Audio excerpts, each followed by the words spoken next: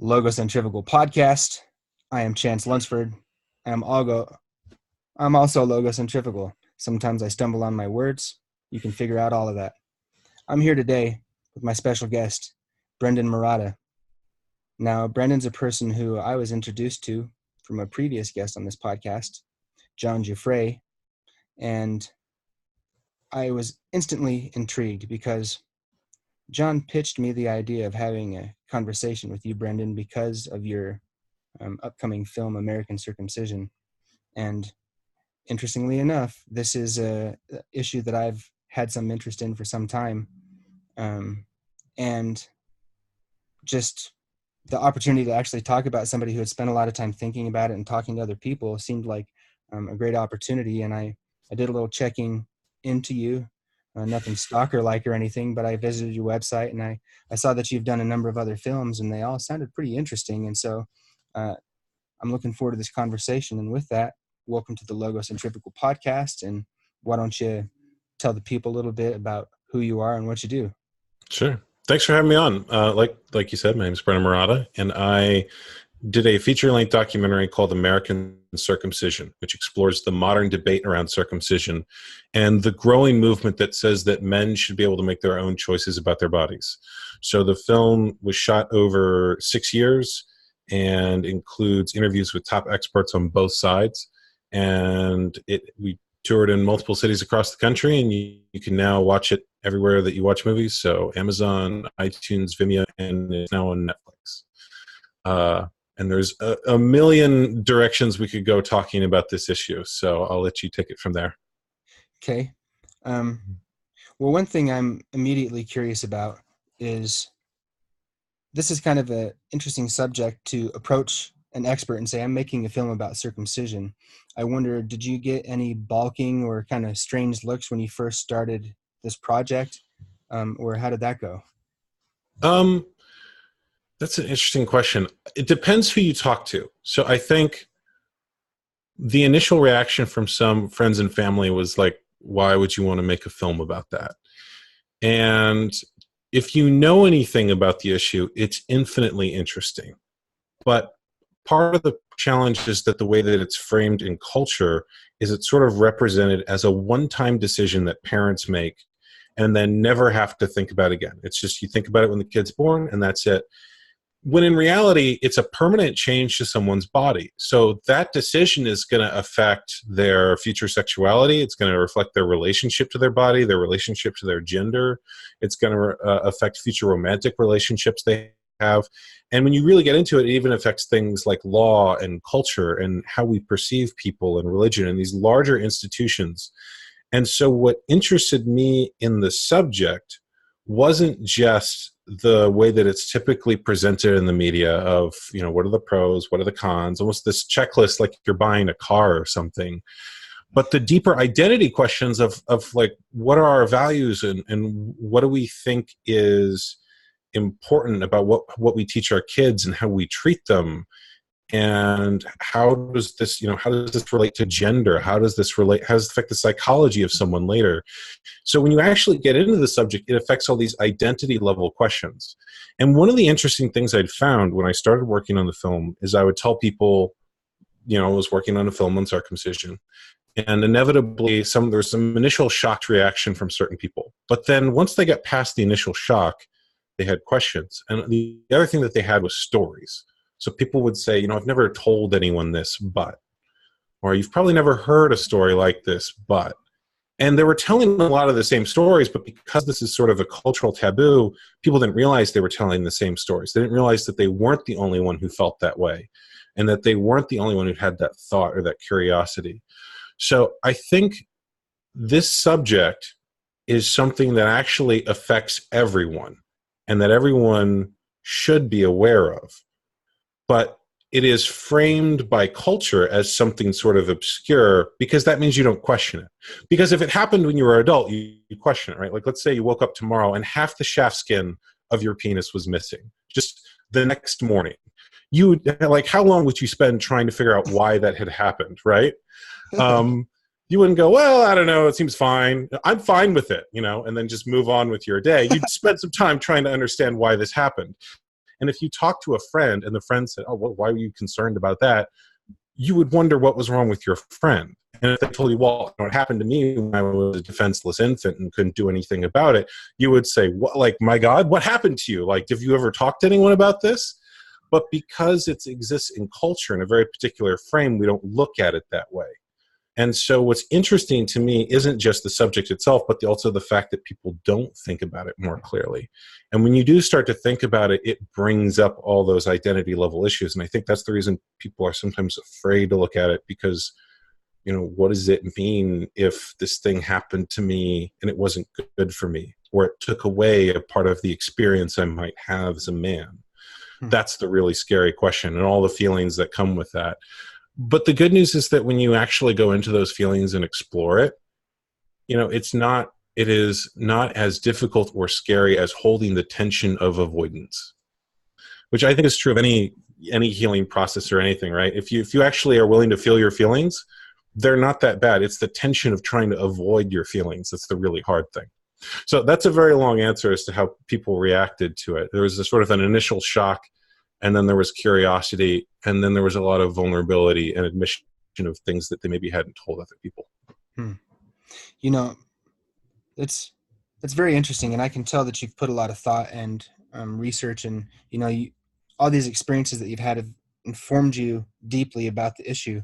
But I wonder too, most of what you just said, you probably didn't have the ability to say when you went into making the film, and I wonder what sparked your interest in the first place. I mean, just was there some sort of event, or was there something that kind of got your gears turning? Yeah, so I think, like a lot of people, I didn't think about it, and when the subject came up, it was just sort of like, well, it's already happened. There's nothing I can do about it now. You know, why? It makes me kind of uncomfortable. It didn't feel like something I had any control over, so, you know, why think about it?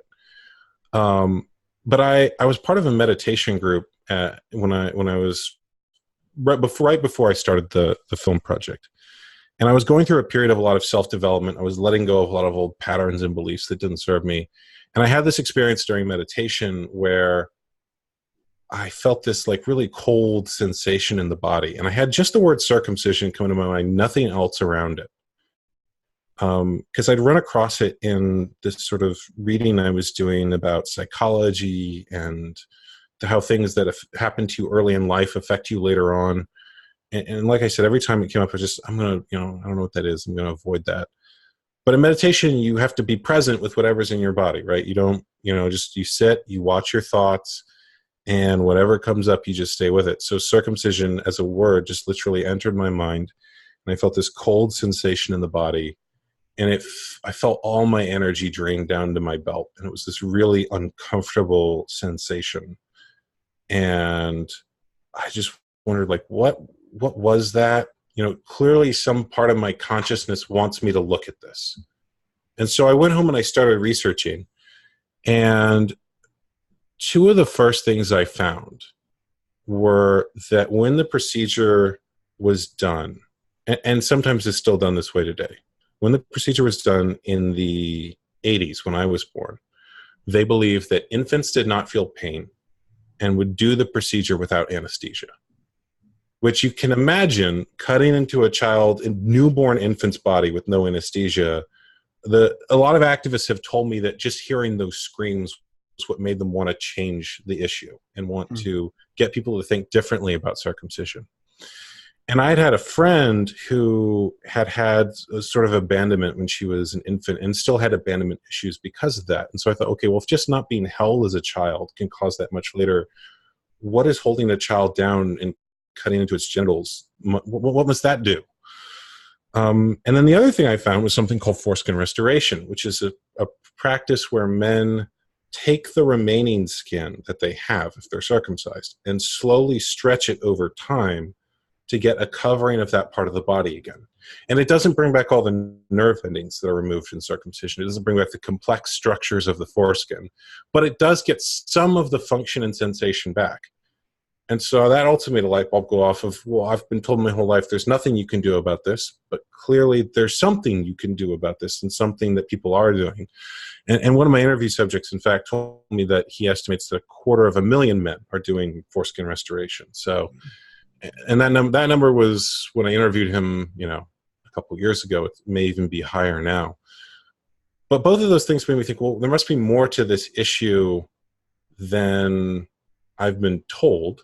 And so I became curious, and I went through what one of my interview subjects calls the obsessive epiphany, which is when you read every book that you can, you visit every website you can, you listen to every podcast you can. You've probably gone through an obsessive epiphany on other subjects where you go, wait a minute, there's more to this than I've been told, and you start researching everything. So I went through that, and that research ended up becoming the film, because I was reading all these people's books, and then I called them up and said, I'm doing this documentary.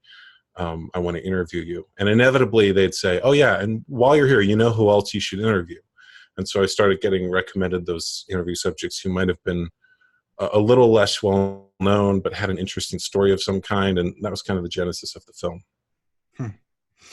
That's very interesting. On a number of levels. One, I find it interesting. I'm a web thinker, as you clearly are too, where, a thing exists. Well, where else does it exist? Extrapolate. Right. And then the other thing I find interesting, I've had moments in my life where I like to call it a divine calling, because that's the way I look at things. But there's just been a message, very clear, very obvious. And I've even tried to fight that off from time to time. But I am an obsessive person in a lot of ways. And when something catches, it just stays. And then I'm forced to either enter self-destruct mode or pursue the thing. And when you were talking about being in the meditation group and having that circumcision, very clear, very just right there, this is something, and having that physical sensation, I've had similar things and I can relate to that. And I find it interesting that from that point, okay, now my mind is kind of latched onto this thing, and I'm going to go pursue it a little bit. And then, this really is something interesting. And then you get into that zone where it's just like consuming, and then from there you make a movie. So you read all these books, you formulate your opinions on the matter. And then you start to go to talk to experts, and you start to talk to people who have had these experiences. And from the place that you started to the place that you ended up by the time the film was completed, what was kind of the metamorphosis of your thinking on the matter? There's a lot of ways I could answer that. I think when I started, I had the idea that I would just share the information with people and then they would get it. And what I found is that the information is not enough for most people, or more accurately, it's not the deciding factor. So I even had some people who were reluctant to hear new information. Just the idea of learning something about this subject was scary for them. Even just saying the word circumcision, you can see some people, their shoulders tense up and they kind of unconsciously guard their body or their genitals. And I just get really curious about, what's that about? Because when you have a debate or a discussion about any other public issue, it's not like when you have a conversation about immigration or gun control or something like that people get scared and think you're going to hurt them in some way. But the body unconsciously responds sometimes when you talk about this issue. So I got really curious about that. And I got really curious about the psychology of the issue and why it is that people are reluctant to talk about it and reluctant to explore the facts of the issue. Because from a factual perspective, the argument that a lot of doctors and midwives and activists and men and women are making about this issue is actually very simple. It's the idea that everyone has the right to their own body, and to cut a part of someone's body off without their consent is a violation of their rights. So we shouldn't cut parts of women's bodies off in female circumcision, and we shouldn't cut part of intersex bodies off, and we shouldn't cut part of men's bodies off.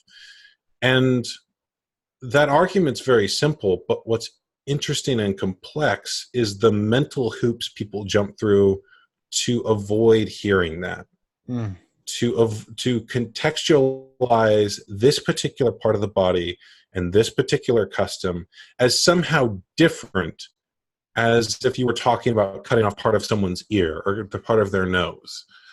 That was the part that I got really curious about. And the other interesting thing that happened is, because it took me a while to make the film, when I started, that frame and that idea was seen, I think, as a lot more radical than it is now. Hmm. So when I started and I would talk to people who didn't know anything about the subject, they'd say, well, isn't that cleaner or something, right? And now when I talk to people who don't know anything about the subject, their first comment is, oh, that's really controversial. I think I've heard about that. I think I saw some people protesting that. So over the time I've made the film, I've actually noticed not just a shift in the understanding that I've had, but a shift in the larger cultural understanding, where I think that now most people intuitively understand the argument that people are making about this issue. And especially to young people, it's not a very radical idea to say that you have the right to your own body and the right to your own sexuality, and that other people don't have the right to touch you without your consent. It's not a very controversial idea. And especially in the context of children, of course you can't touch children without their consent. That's, or in any context, really. But again, in this context, there's all these sort of cultural exceptions that people make. So that has been the change that I've seen on the issue. And then for me personally, I think it's been an education on everything you'd ever want to know about human consciousness and human psychology. That's pretty cool. That from the time you started to the place we are now, you've seen that kind of evolution in the culture. And frankly, as you're talking about it, it's not that surprising to me, given the fact that there's been so many sort of doors opened, we'll say, to looking at things a little differently. And maybe I don't want to make that the focus of where we jump into. That can get pretty edgy, and maybe I don't want to go there with this conversation in particular. But so, okay, so from what I gather, you have a certain stance on the issue. Seems that you come down on the side of maybe this isn't such a good idea. Is that? So the film it deliberately does not take a side. And what I do in the film is I show both perspectives and let each sort of make their best arguments. And I made a clear choice that I wasn't going to do any sort of gotcha filmmaking or where you sort of selectively. I think the arguments that each side make in the film are representative of their best arguments and correspond to, a lot of what people say on camera in the film is things that they've said and papers they've published and academic work and things like that. So I made a very clear choice in the film to keep it a neutral perspective. And I it's interesting because I think documentary filmmaking in general has kind of changed towards a more activist slant. When I started, there was a really heavy emphasis on people making very neutral documentaries. And now people sort of see documentaries as more of an op-ed than documentation. But my documentary, I very clearly wanted it to just sort of, this is the perspective. I do obviously have a perspective of my own after working on the issue for, nearly a decade now.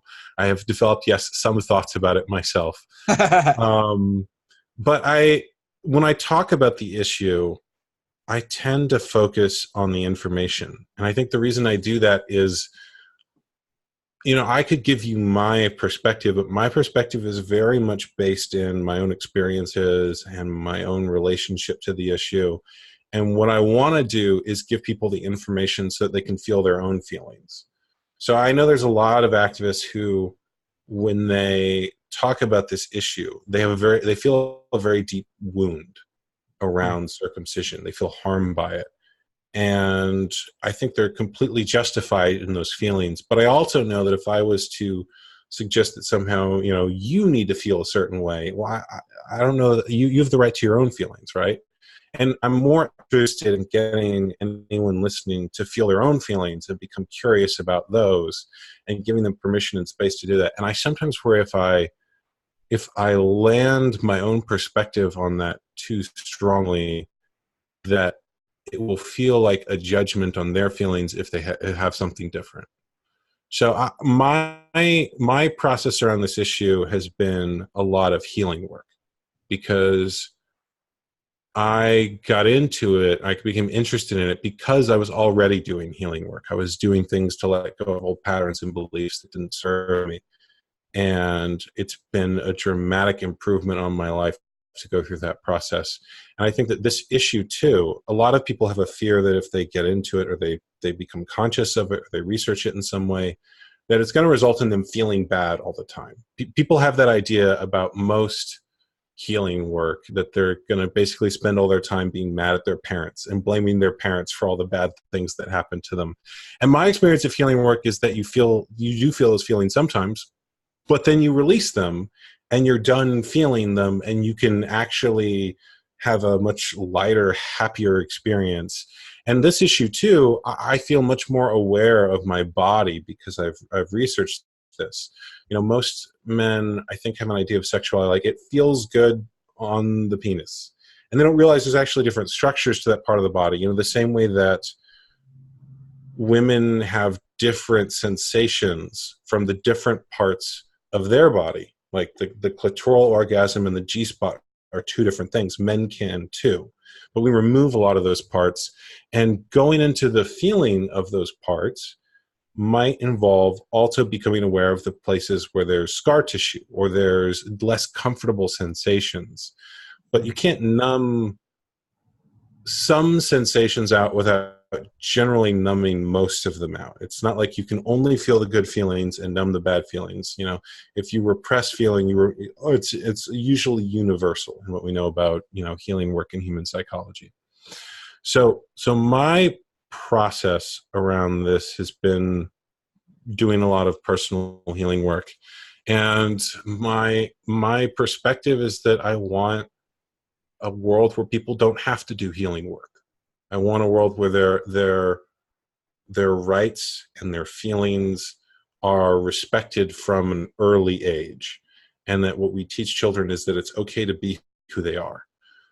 That is my personal perspective. And I think that now I'm starting to shift from just documenting the actions of others to potentially putting forth my own thoughts and ideas of my own. So and a lot of that is due to the fact that while working on the film and working on the issue, I've gotten a lot of messages from people who feel really harmed by circumcision. I've gotten a few from people who said they felt suicidal. And there have been people who've committed suicide over this. There's one story in the BBC recently about someone who had a very severe botch, which is not something most people talk about or know, that you know, any surgical procedure can be botched. And so there are people who've had most of the skin removed, or part of the head of the penis, or the surgery has gone wrong in some way. And so the man in the story had a botch, and he just felt like it was never going to change, and he felt incredibly depressed, and he ended his own life because of it. And I've talked to a number of men who felt that way, and I feel like part of the challenge they have is there's not a lot of resources for men who feel that way. You know, there's not a lot of healing resources for men in general, but there's especially not a lot of resources for men who have feelings around this issue. Because when they go to a therapist, most therapists don't know about it, and so they say, well, what do you mean? Like, it's normal, it's fine. Like, why do you feel this way? And most healing work requires you to feel your feelings, and the therapist, because of the frame they're coming from, is shutting down the client's feelings and telling them their feelings aren't okay. So that's part of the reason why now I think I'm moving from just documenting to being more of an advocate.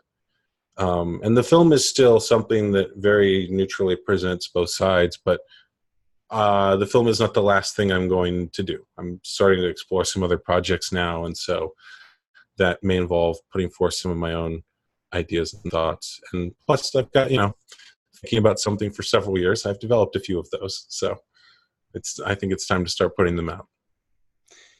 So, okay, let's say that let's say that you are a circumcision advocate, and I'm not, and I say people have the right to make decisions about their body. You shouldn't be touching children in a sexual manner. You shouldn't be removing the option for people to do this. And as a quick aside, I actually I have a friend who decided to get circumcised at 16, and when he told me that, I was just like, "What? What are you talking about?" Yeah, well, it's just what I wanted to do. I'm not really going to get into that with you, bro, but that's interesting. And I learned later that's not necessarily common, but it's something that people do choose to do. And it's like, well, I mean, you chose, so if you chose it, then by all means. But okay, so back to the scenario here. I say, well, people have a right to choose what you do to their body. You shouldn't be touching children. It removes some of the sensations. There's feelings and things that then a child is not prepared to deal with, and they have to wait until they're mature enough to deal with it, and then maybe they won't ever because they don't have the tools to do that. And then you say, what is? You're asking what people who are pro-circumcision, what their argument is and how they would respond. Yeah, exactly. So the pro-circumcision argument has changed over time, in the sense that it used to be that groups that were pro-circumcision, like the American Academy of Pediatrics, would argue that circumcision was great. It conferred all these health benefits. It was essentially a surgical vaccine. And if you got circumcised, you were protecting yourself against a whole bunch of diseases. And now they don't really make that argument anymore, because those studies, there's a lot of holes in them, and they acknowledge that even if all of those studies are true, the benefits are not that compelling. The biggest one they still make the argument on is HIV. So they say that circumcision reduces HIV transmission. And the challenge there is that the statements that they'll make are sort of headline statements. So for me to go into the studies that were done on HIV and circumcision, first of all, they were done in Africa, and you can't translate studies from Africa to America. The HIV, the way that it's transmitted and the entire epidemiology of that are two completely different scenarios. But to go into the statistics of it, they say it was a 60% reduction rate. It's actually closer to like a 1.3% absolute reduction rate. So using the relative reduction, so the absolute reduction, more men left the study than stayed in it. The group that was given circumcision was also given counseling to use condoms, and use condoms at a higher rate. So you could argue that studies are actually a study that shows that increased condom usage reduces HIV transmission, which we kind of know that's true. But to get into all that takes time, and the first version in the film of exploring those studies was an hour long.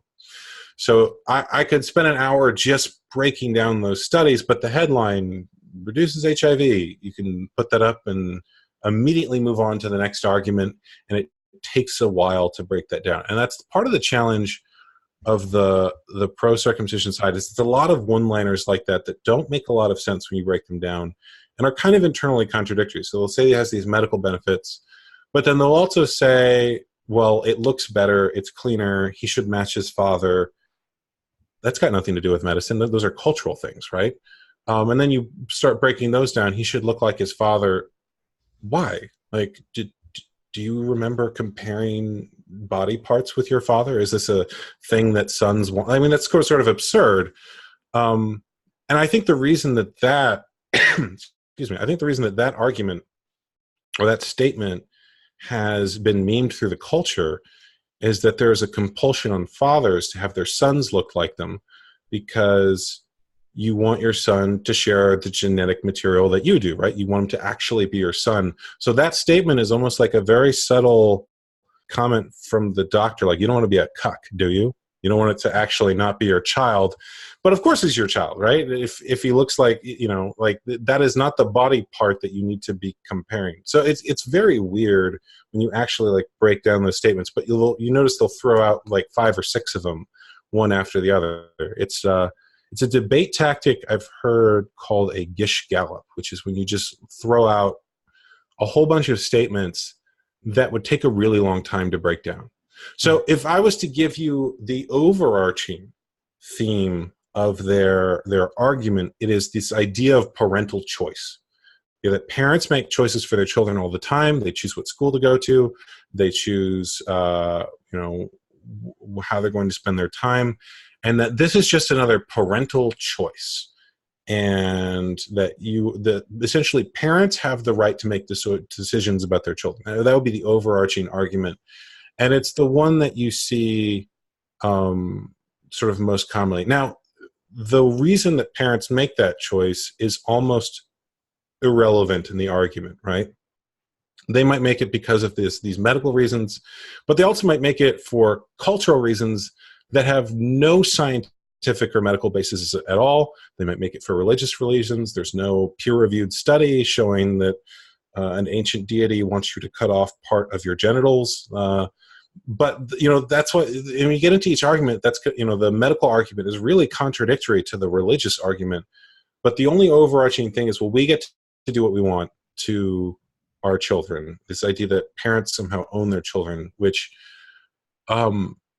is a really identity level question, right? Like, now we're actually getting to the real question of, well, what do you have the right to do to children? And who has the right to children's bodies? And what values are you teaching your child by making that choice? I mean, even if you accept the frame that it's a parenting decision, what is that decision teaching the child?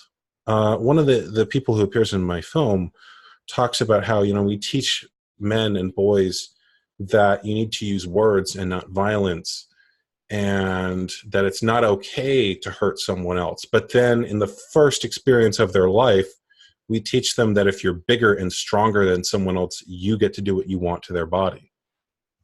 Is that a lesson that you want to teach men on the first day of their life, in their first shared sexual experience, in their relationship to their mother, on which all other relationships are going to be psychologically patterned? Like, that's a really deep lesson to teach a child that early. So the overarching argument that you hear from people who are pro-circumcision now is this idea of parental choice. And that'll take different forms. It might take the form of medicine, it might take the form of culture, and it might take the form of religion. But that's sort of the overarching theme, is parental choice versus what the many of the activists I've talked to are saying, of the idea of human rights and individual choice and personal autonomy. It's very interesting, because as I was listening to you earlier, I was thinking about the correlation between sort of the right to your own body and the conversation that's centering around abortion and a woman's right to her body. And I was thinking, well, it seems to me to be the case that you would be more likely to be anti-circumcision if you were pro-abortion. But then when you framed what you just framed, I had another thought. It's like, well, what rights does a child have, and when do those rights begin? And I found it interesting that on the one hand I had this inkling, and then deeper into the conversation I had this other inkling. Okay, on the one hand, there's this issue that's tied to a lot of other issues in the public discourse right now, whether it be abortion and a woman's rights versus the rights of the fetus, or whether it be transgender stuff or any of these things. But then on the other hand, you have one of the major points of contention for people who maybe are on the opposing side of what has frankly become just an argument rather than a debate at this point. And I wonder if you saw any of those corollaries as you were making this film, and how you maybe have used your experience understanding circumcision and all the issues surrounding it to frame and develop your opinion about some of these other cultural issues that are front and center right now. So the interesting thing about the intactivist movement, which is the movement against circumcision, the name meaning, intact, they're fighting for the intact body, plus activist, intactivist. The interesting thing about that movement is it's really diverse, and there's a lot of people who disagree over other issues working alongside each other. So I've met activists who are pro-life, I've met some who are pro-choice, and it's always interesting to me because sometimes people are really surprised to be sharing the same movement and sitting at the same table. And a lot of these groups that are involved are at each other's throats on other issues. So I know people involved in the movement who are feminists, and I know some who are men's rights activists.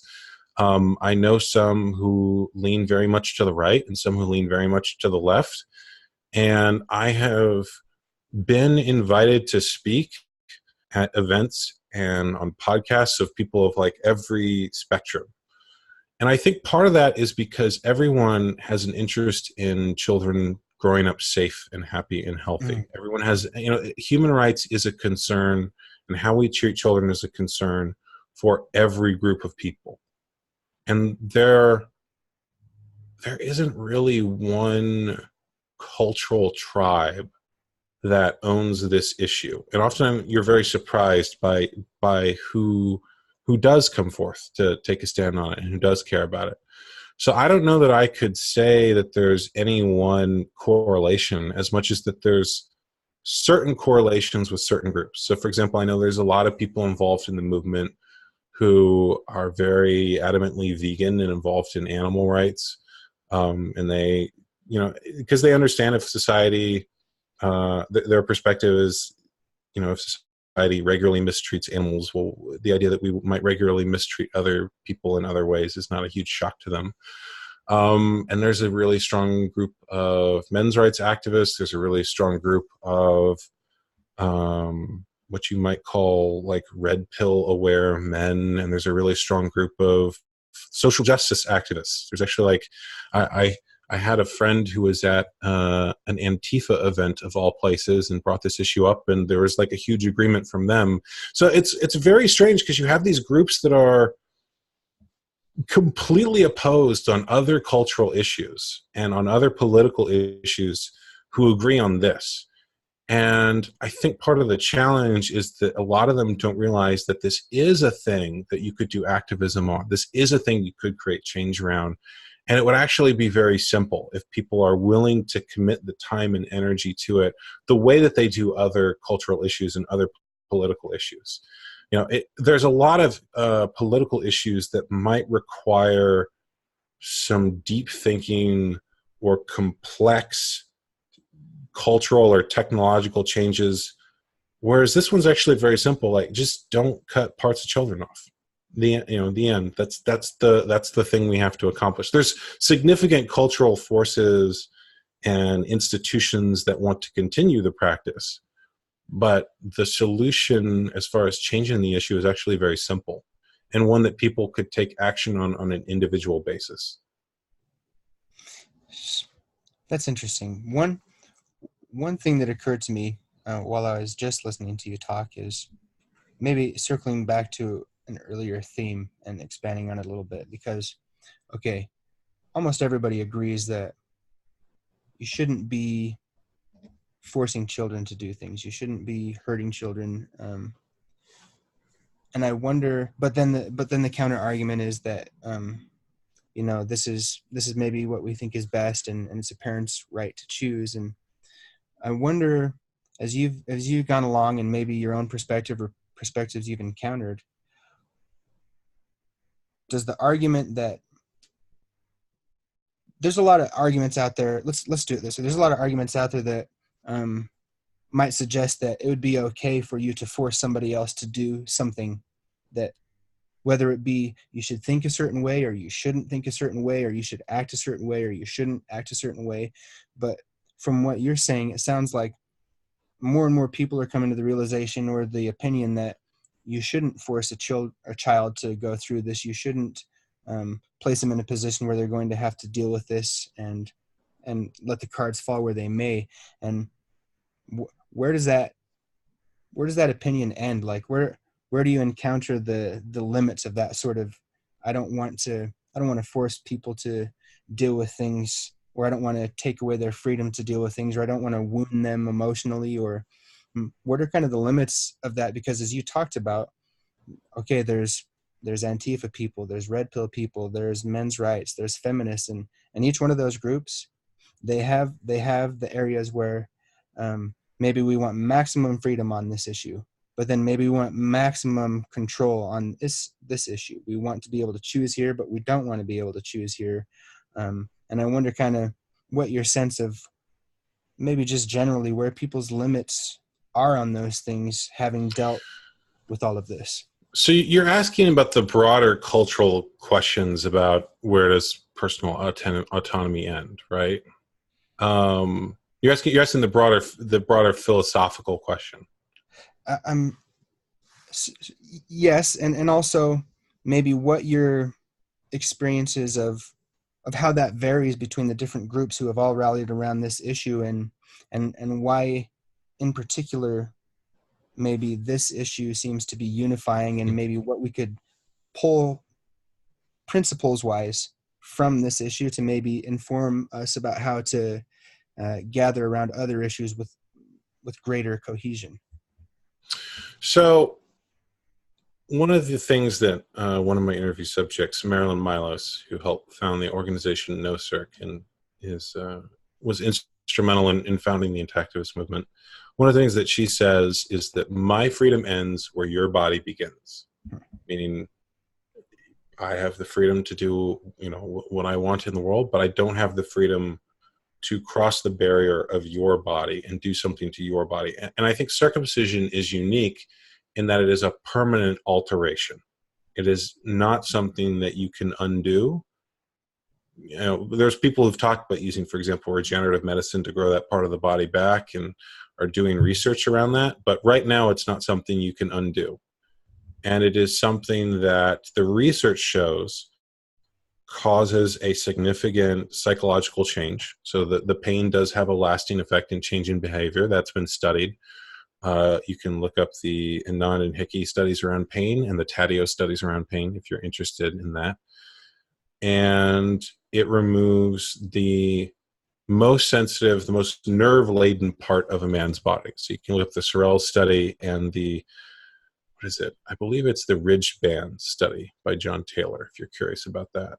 But that's, that is a very significant change, and it's a permanent change. And so if you're asking about the, what you might call on the line cases or the fringe cases, I don't know. But this one's very clearly not on the line or on the fringe. This is like the most extreme a change you could make to someone's body without their consent.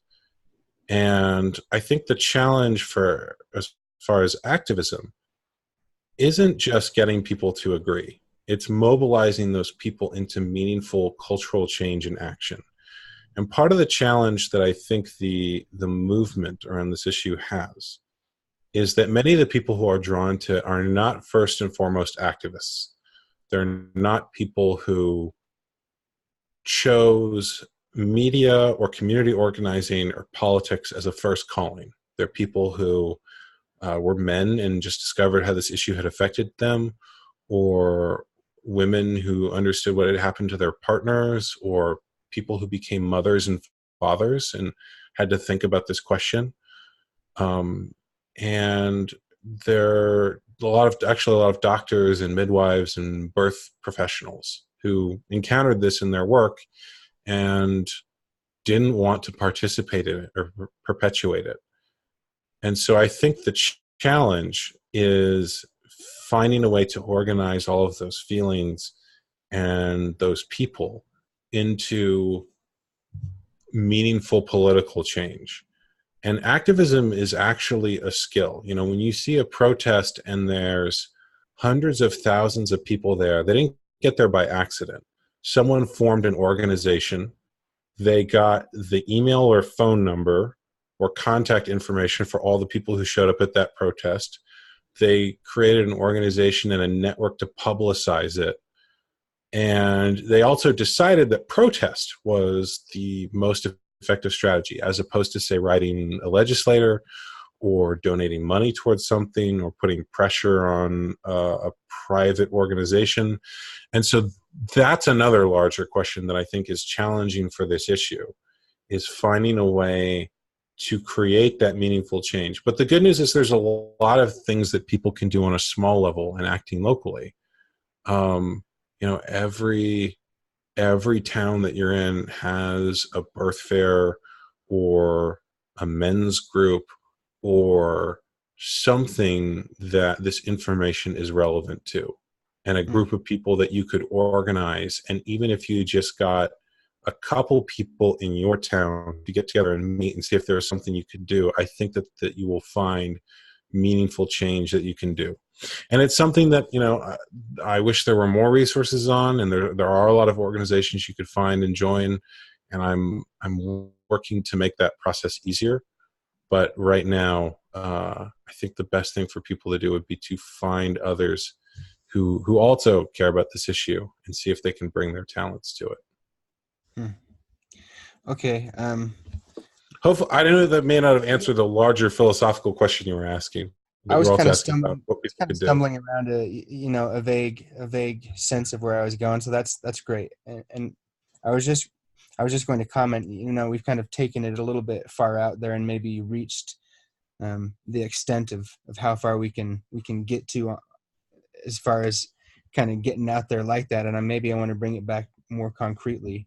Now, obviously, you have the religious overtones to circumcision. I mean, most everybody in the Western world is either read the Old Testament or been exposed to the culture that arose as the course of the Abrahamic religions dominating Western society for so long have brought about. But I wonder, is there a time where circumcision was less practiced by the masses in recent times, and then it began to escalate?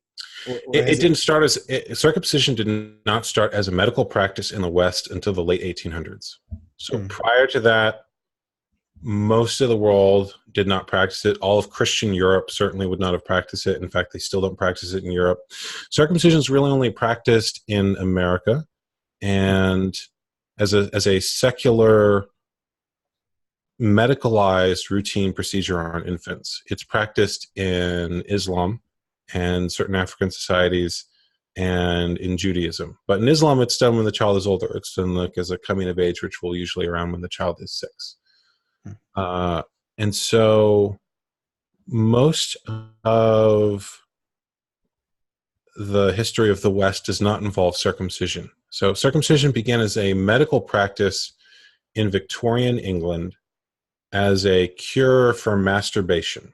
So the Victorians believed that masturbation was the cause of a great many social and moral ills. And if they removed the most sensitive part of the penis, then they would stop this horrible evil. And although they were not successful in stopping this horrible evil, they did manage to make it a common practice. And when hospital birth took off, circumcision was something that the hospitals could charge for. And if you look at birth in early hospitals, birth is really horrific. They would put the mother under, essentially, where she wouldn't remember what happened, but she would be out of her mind, essentially. And under full anesthesia, and they would, they didn't ask for consent, actually, even for circumcision, until the late 80s. They would just, you sign a form when you go into the hospital that basically says the doctor can do whatever they think is best.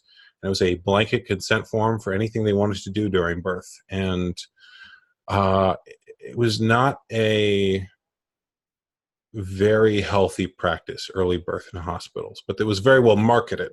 There was sort of a smear campaign against midwives at the time. So when hospital birth became standard, that's when circumcision really took off in America. And it was, something that they could charge for.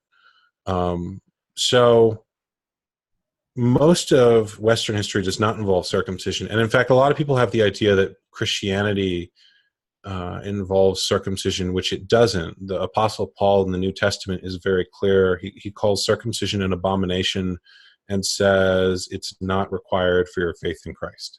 That you're saved by your faith, your belief in Jesus, that Christ was the last blood sacrifice. You don't need to perform more blood sacrifices because he already died for your sins.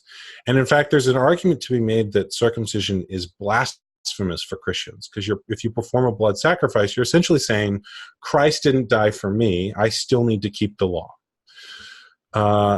And it was a blood sacrifice in the early Old Testament. It's very clearly represented as that. So the idea that circumcision somehow benefited the person it was being performed on wasn't something that arose until the medicalization of circumcision in the late 1800s.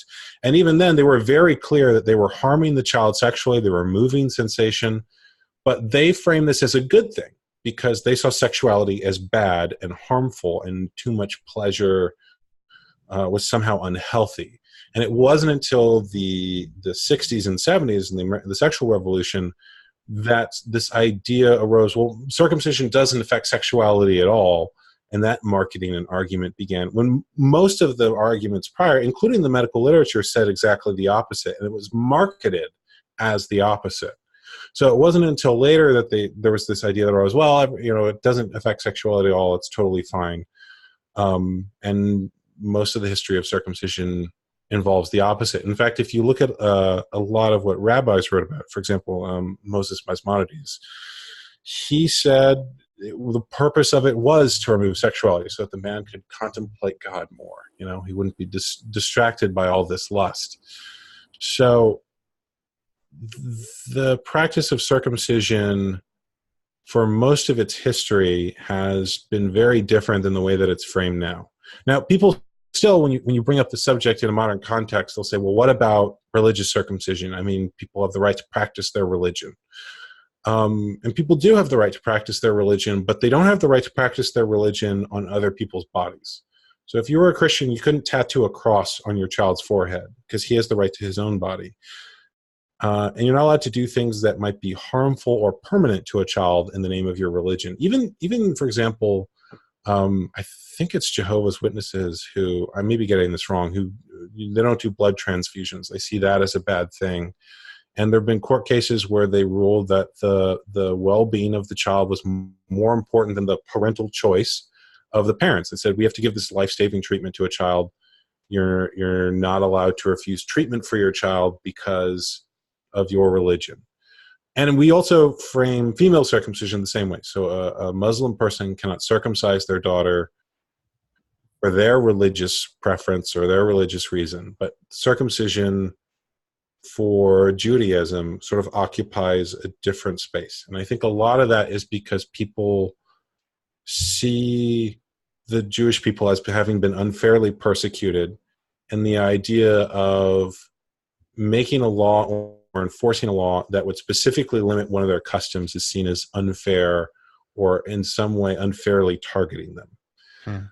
But when you get into it, this, if you were to do that, you would be doing something that would ensure that Jewish children are able to have their human rights respected and keep their full body. So I understand why people get really scared to talk about that, because it is a subject that it's very easy for people to take out of context, and it's very easy for people to use against you for political purposes. And at the same time, it's something that I think people need to talk about. It's another sort of, it brings up that cultural issue of, are you willing to talk about difficult subjects that need to be discussed, or are you going to make the safe statement that doesn't actually protect people, including it doesn't actually protect Jewish people? So a lot of the people involved in the movement against circumcision are Jewish. There's actually a disproportionate number of Jewish people in the intactivist movement, I think in part because they can't openly talk about it. If a Jewish person questions circumcision or talks about it in a very public way, it's a little less taboo for them to speak about it in our culture. And they're more aware of it because it is more talked about in their culture. Whereas in the rest of American culture, people are a little afraid to even talk publicly about sexuality, let alone something like circumcision. Sure. One of the things I keyed into as you were speaking was the sort of counter argument that you can't a parent's choice does not extend to medical treatments on the one hand, but it does with this one.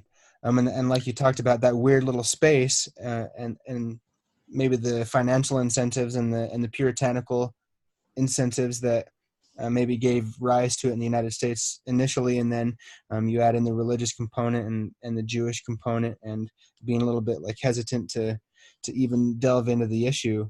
And I find, that's so often the case, especially when it comes to something that's ideologically driven, is that your argument will shift principles or play both sides of a principle depending on whether or not it fits within the narrative that you're trying to put forth.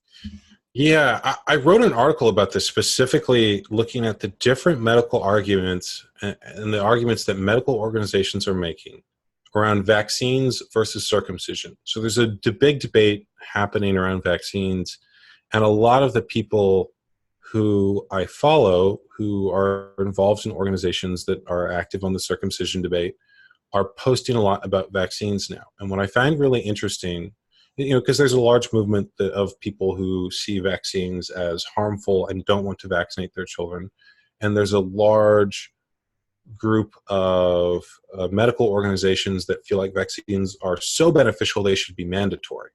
And what I find really interesting is that the argument that medical organizations are making on vaccines is that parental choice doesn't exist. You do not have the right to make decisions that are harmful to your child, and we have the right to mandate that you as a parent do certain things if we think it is in the best interests of the child, including they're making this argument specifically to vaccines, right? Parental choice doesn't exist. But then they'll turn around on the circumcision debate and they'll say, parental choice is the gold standard in ethics. Parents have the right to make all sorts of decisions. And in fact, when I interviewed people who were pro-circumcision, they would cite vaccines as one of the choice that parents make. Parents decide whether or not to vaccinate. And now they're saying, on the other hand, that no one has the right to parental choice. And on circumcision, they'll even make the argument that parental choice extends to decisions which could result in the death of your child.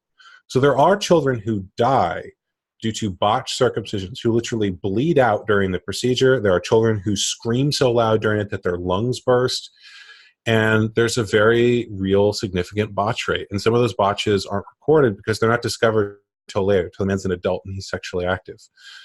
So on the one hand, they're saying parental choice doesn't exist. And on the other, they're saying that it is the ethical standard. It is such an important ethic that it even applies to decisions that could kill the child. And I find that really interesting because obviously those two arguments are not compatible. But doctors make money from vaccines and they make money from circumcisions. So maybe it's the real gold standard, right? The one who makes the gold, has the gold, makes the standards. I would never have even thought about the vaccine debate except that I saw that dual narrative playing out. And it's not something I've researched. It's not something I really have any kind of strong opinion on, but it is an incompatible ethical standard between those two.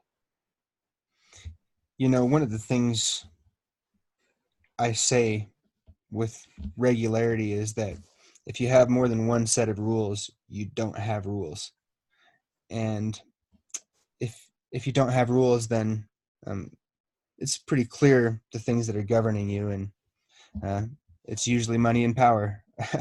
Yeah, I would add to that anytime there appears to be a double standard, there's usually one standard that's kept secret. And I think the frame that a lot of medical organizations want to have is that they are the experts. They have the right to decide what you do with your body. They're the ones with the knowledge. Your Google search does not replace my medical degree, which I've heard some doctors, even doctors who are pro-circumcision, point out the absurdity of that. Because circumcision, doctors usually get a 20-minute lecture on it in med school. So I always joke that your 20-minute lecture 2 decades ago does not replace my 6 years of research and lifetime of lived experience. But the frame that I think that they have is one of expertise and ivory tower. And the change that's happening in the world is the democratization of information. So even academic journals and papers, which previously you would have had to go to a college library to access, you can now search and find online. And they will make the argument that you as a layman do not have the ability to interpret or understand, but that that doesn't change the amount of information that's available. And it also, the doctors are not trained in expertise beyond the expertise needed for their medical profession. So they are not experts on philosophy or parenting or ethics or the larger questions this brings up. Just because someone showed you how to use a scalpel and cut part of a child off doesn't necessarily mean that you understand what that part does or what the experience of that child is. One of the places I will be screening the film and speaking later this year is a group called the Association for Pre- and Perinatal Psychology. And I find their work really fascinating because it's a group of psychologists who are focused just on the experience of children as infants and children in the womb. What is the psychology of that? And they've done a bunch of research on it, and they have various people they're inviting to speak and explore that topic. I almost feel like they would be the people you would consult if you wanted an expert on what the experience of the child is. And yet when I heard from a friend who was at a protest event for a medical conference, he had someone who was a doctor come up to him and say, "Children don't feel pain. I'm a doctor. You can't argue with me." And it's like, one, obviously they do feel pain. Every study since the 80s indicates that they feel pain. Even pro-circumcision groups like the American Academy of Pediatrics acknowledge that infants feel pain. But two, why would his medical training have anything to do with that? He's not trained in psychology. He's not, he hasn't read this literature on that.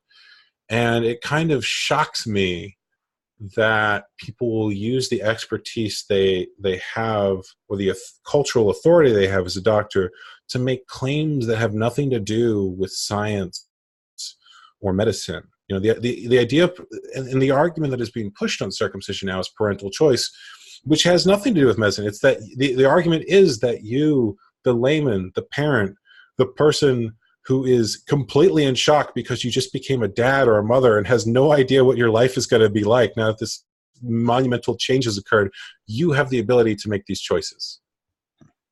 So again, there's that weird double standard of like, we're the experts, but you're the parent, so it's up to you.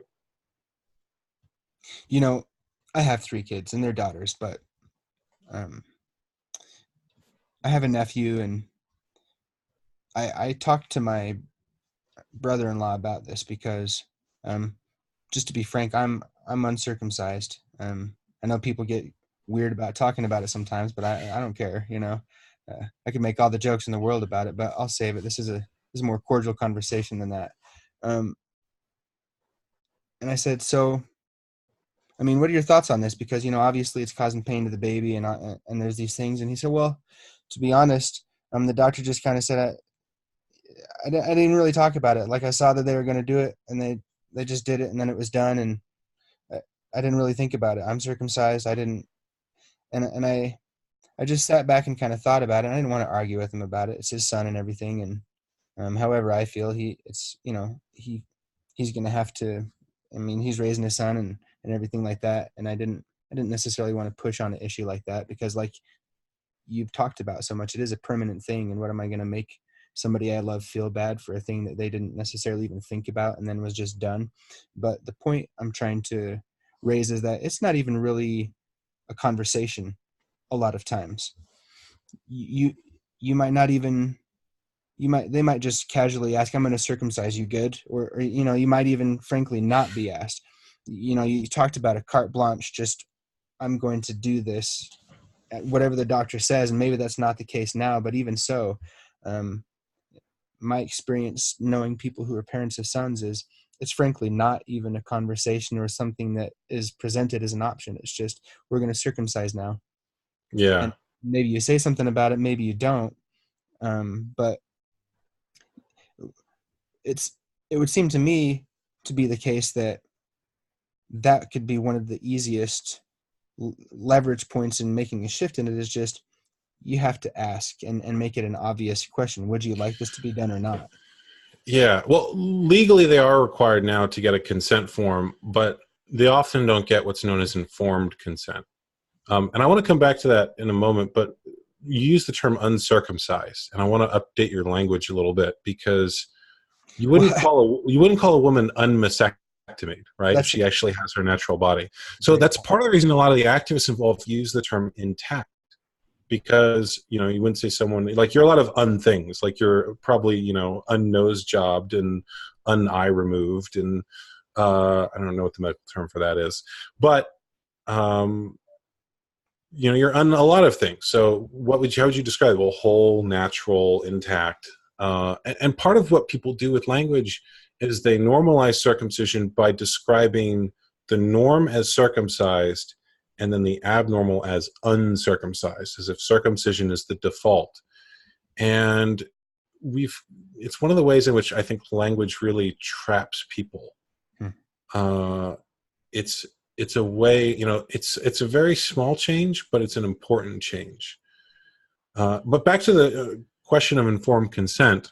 Informed consent, you know, any time that you are going to have a medical procedure done, the doctor is expected to give what's known as informed consent. So what would any reasonable person want to know about that? So if you were going in for shoulder surgery, you know, the doctor would tell you, well, we're hoping it will do this. There's a potential of this risk.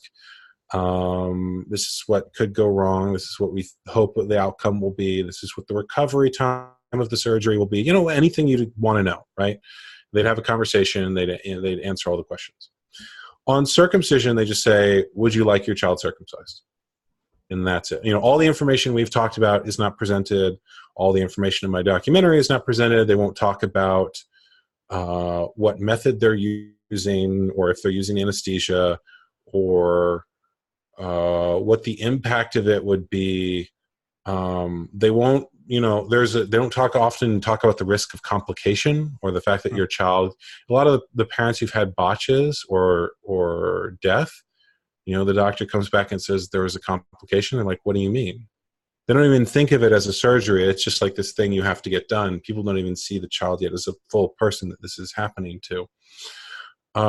So there isn't, you know, the consent part is obviously challenging, because they're not actually getting the consent of the person the surgery is being done on, but there's also no informed part. And you know, a lot of people have tried to change that, to make a shift there. And it's very hard to get someone to understand something that doesn't serve their economic interests. So if the hospital said, well, we'd like to do this surgery on your child, there's a chance that he might die or bleed out through his penis. Like, most parents would be like, I'm gonna stop you right there. No, you know, we're not doing that. But they would say there's a chance that might happen. You can't use full anesthesia on an infant, so we can only use topical anesthesia, which will numb some of the pain, but probably not all of it, because it's not actually that effective. And it's only effective if we wait 5 minutes, and the doctor might be in a rush and not actually wait the full 5 minutes for anesthesia to take effect, in which case it's like there's no anesthesia. In most hospitals, it's done by the lowest person on the totem pole. It's often done by med students or interns. So you might have someone operating on your child who's never done the procedure before and is going to permanently alter his sexuality with no prior experience doing that. Even if the procedure is successful, we will have removed the most sensitive nerve endings on his body. There's also a chance that when he's older, he might have feelings about it. He might have feelings of grief. He might actually hate you as a parent for making that decision. There's a chance of that too. We don't know how he's going to feel later. And it will probably be really painful. Oh, and there'll be wound care for several weeks afterwards. So he's going to be in pain. You know, the initial anesthesia will wear off, and then he's in pain as this wound heals. So the first 6 weeks of his life are probably going to be pain in his genital region, and that's going to be a focus of a lot of your interactions with your infant, is wound care and actually applying stuff to that wound. Would you like to have your child circumcised? Right. Rates would drop overnight. So they don't give informed consent because there's not an economic interest in having the conversation that I just had. And there's also a lot of misinformation. So when the doctor gives informed consent, he hasn't read the most recent medical literature. He might give you what he learned in medical school, 20, 30, 40 years ago. And he'll say, well, I think it reduces the transmission rate of some stuff, but that's pretty much all I know. So the informed consent's really lacking, and there's the consent forms are often written in a legal way that really protects the hospital. So if you read the fine print, they do say some of those things. They do say that there's no dotted line on a man's body that says cut here, and the results of it could be anything. And you as a parent are basically signing away your legal ability to come after us if we do something wrong. And just to be clear, in listening to you, I realized I was perhaps a bit like glib about my approach to describing the process that, say, like members of my family went through. I don't mean to say that they went to some like back alley hospital where they didn't have to go through all the normal Right, steps. I didn't think so. The conversation surrounding it is more what I was trying to hint at. But unfortunately, what you described is like even in the best hospitals, usually how it goes. And in fact, I've heard a lot of stories of people who they have their child in the hospital. They've told the hospital they don't want to circumcise, and the hospital asked them like 6 or 7 times. Like, and they're eventually like, "No, stop asking," you know. But like there's an economic interest in making the sale. So one thing I want to approach here is, it's my assumption that, let's say, the majority of American men are circumcised. Am I correct in saying? The majority are.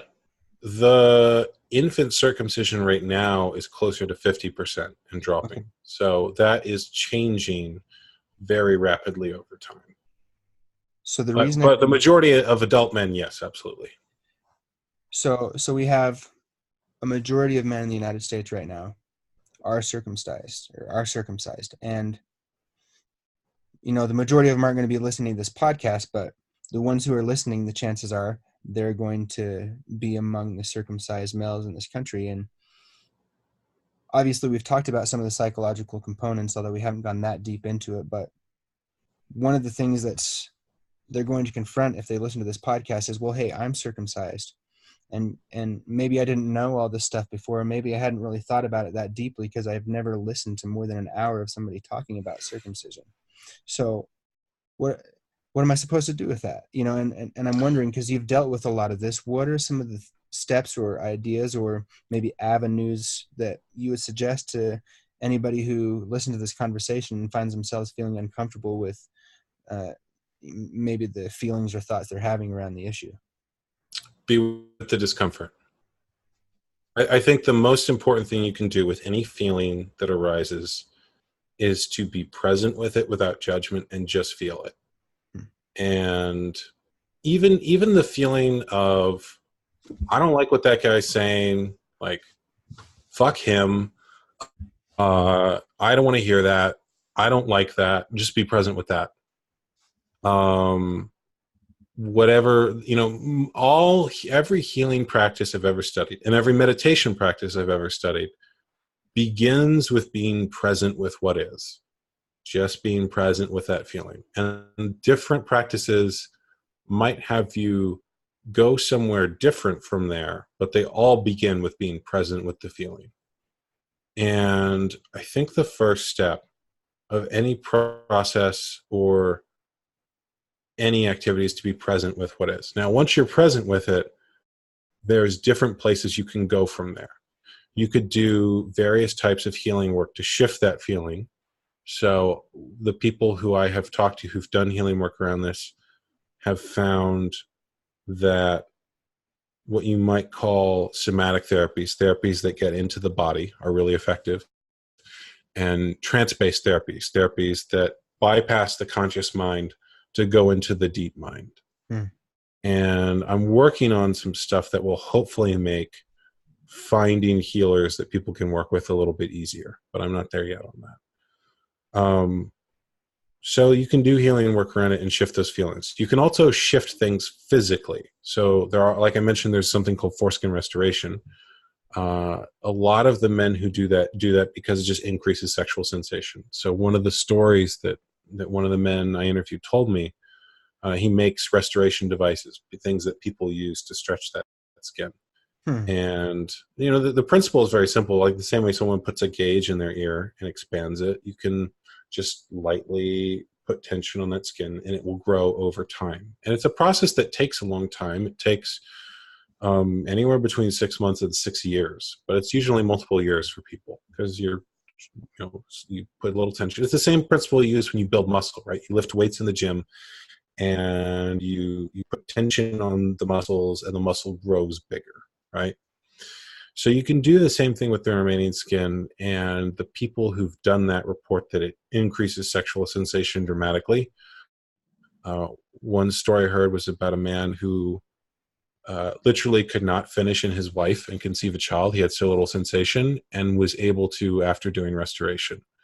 So I've heard stories of people who start having full body orgasms after they do that, because the other thing that happens after circumcision is that the head of the penis becomes keratinized, which means it becomes rough and abraded. So, if you work with your hands a lot, you start getting calluses on them, right? That's the skin becoming rough and abraded because it's constantly being used and rubbing against things.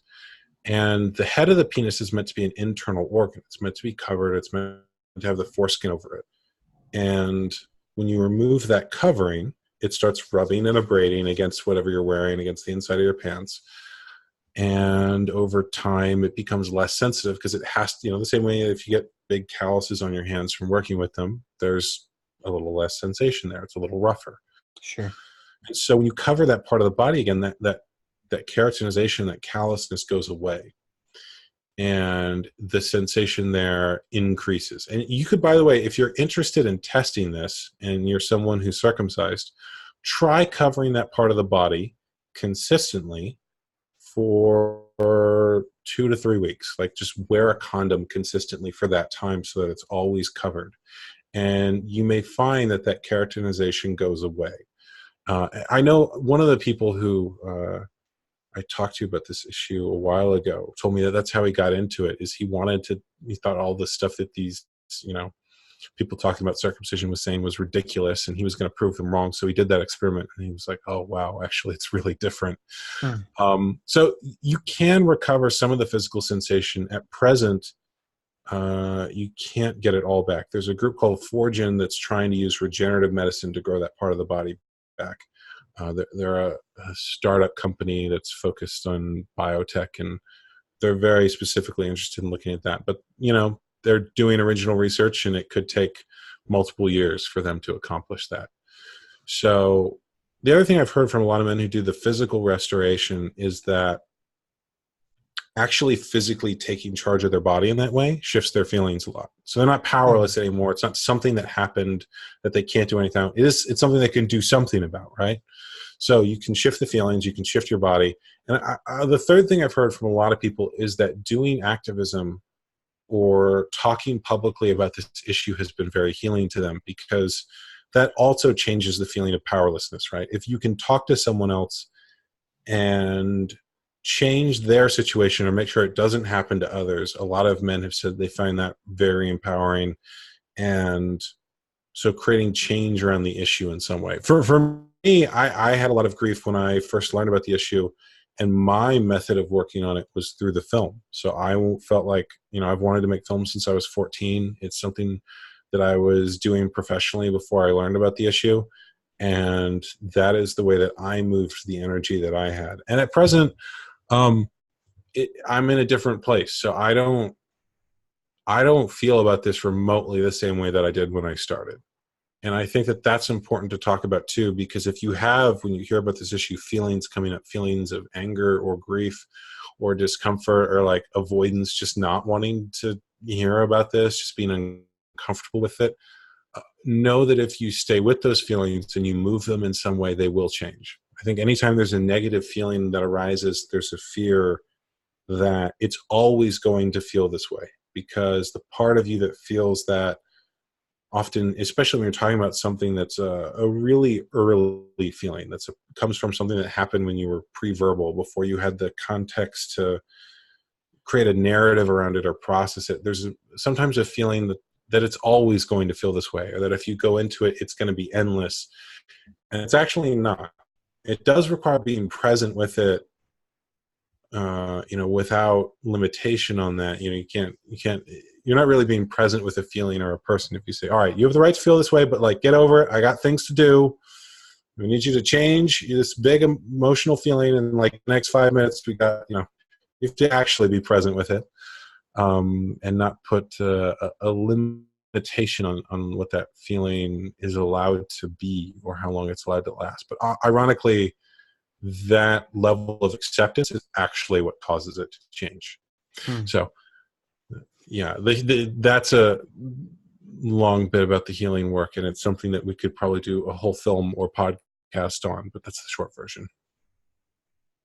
So look, we're about an hour and a half in here, and we've kind of run the gamut from, the genesis of this film and a lot of your personal feelings surrounding the issue, and a lot of the arguments on either side. And clearly you have a bent, and you've said that your film tries to project or present it as neutrally as possible, and to let people sort of make their own conclusions and deal with their own feelings and everything. And I think that's a fair approach. So maybe what I want to know, and maybe we can close it out with this, is A, what do you hope people will take from this conversation and from your film in general, take away with them? And then maybe B, you talked about this journey that you've gone through, and being present with your feelings, but doing the work to move yourself from here to here by engaging with the material, and making something out of these feelings. And I wonder, so A, what do you want people to take from the material itself? And then B, maybe what are one or two things you might suggest to other people about how they might take their own discomfort or their own traumatic issues or their own things that they're dealing with, and then turn them into something that simultaneously heals them and then serves to enlighten other people?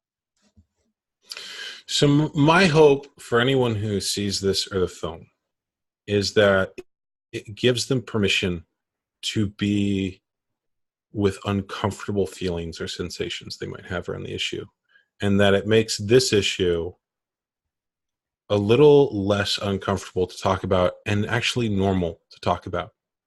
It's normal to have feelings about your body. It is normal to have a discussion about how we treat children. These are important issues that everyone should be thinking about. That's my hope, is that it makes something like this issue that the way it's framed in the wider culture might seem unsafe, but it's actually the safest place to be is when you're going into your feelings and exploring them. Mm. And as far as the process to do that, there's a lot of different ways a person could go. And I did a whole podcast with someone on healing, and I just feel like whatever you're drawn to is the two things I look at with healing methods is whatever it is you're drawn to, you should trust that. And whatever it is you're really resistant to, you should probably look at that too, because there's usually a reason. But I imagine that a lot of the people who listen to your podcast are interested in self-development of some kind. And I feel like healing work is just a normal part of that. I think there's a lot of stigma around looking at the shadow side of things, looking at the feelings or the parts of yourself that you've repressed or made uncomfortable. I notice a lot of self-development material is really focused on the positive. It's all about positive thinking, and focused on how you get external things, how to get in shape, how to get more money, how to attract more women, things like that. And I think it is just as legitimate to go into how do you let go of the things that don't serve you as much as trying to attract the things that do serve you. And so I recognize that there's going to be a lot of people who feel uncomfortable looking at this topic. And I think that that's a natural reaction. It's natural to want to avoid things that feel harmful to you. I also feel like if you're willing to go into it and see whatever feelings are already coming up for you, that could be just as beneficial as any self-development work you do or any external work to achieve something in the world. And my hope is that a discussion like this and the film that I've made makes it safe for people to do that. I like that. And I know you're not that familiar with me, but longtime listeners of this podcast know full well that I've come from a dark place, and I had to do a lot of things, including counseling, including sitting down for hours and hours and writing thousands and thousands of pages, literally about all the stuff that I had wrapped up inside of me and had to pull out. And so I just want to make sure that what you just said, I second that completely. There's a lot to be said for developing physical culture, for taking care of your diet, for making yourself into the person who can attract the optimum mate, and all this kind of stuff that kind of circles around a lot of these development groups. But if you're not dealing with the things that are inside of you that are limiting, your potential only goes so far. And the thing about having something within you that you haven't dealt with is it doesn't just stay the same, it festers and it attaches itself to other things. And you might find that you have this problem over here and you don't even understand why you have this inclination to do this thing, or why you have this feeling in this situation. And if you never examine that, you never connect it back to where it actually came from and do the work to get it to the point where you can be comfortable, where you can remove the poison out of you and just realize you are who you are. This is your past. Your past is not who you are now, and it doesn't have to determine where you are in the future. It impacts it, but it doesn't have to limit it. And so I guess on that note, look, I didn't know what to make of this. I wasn't sure how this was going to go. I wasn't sure what kind of conversation this was going to be, frankly. And um, I'm really grateful that you came and talked about this. And it was a great chance for me to maybe gain an understanding of an issue that I didn't have that deep of a knowledge of, or even like I've had my own opinions about it and everything, but kind of having this conversation with you has woken me up to a lot more richness and depth surrounding the thing. And so I want to thank you for taking the time to do this and to enlighten my audience a little bit about something that maybe they haven't ever taken the time to consider in any great depth. And hopefully they will now and come to some, encounter some growth while they're doing it. Appreciate it. Thank you. Is there anybody you'd like to say hello to, or anything you'd like to mention in passing before we go? If you want to check out the film, circumcisionmovie.com. That's the place to see it. That's the only thing I can think of. Okay. And where can people find you, social media and that kind of stuff?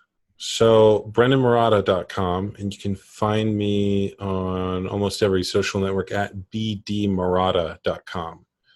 And I'm going to be putting out some more stuff on this issue, and I'm also going to be broaching in the other topics. So like I said, film was my, medium beforehand, and there's other things I want to explore with that. I'm at that stage where I'm starting next projects, but they're not quite at the stage where I can talk about them yet.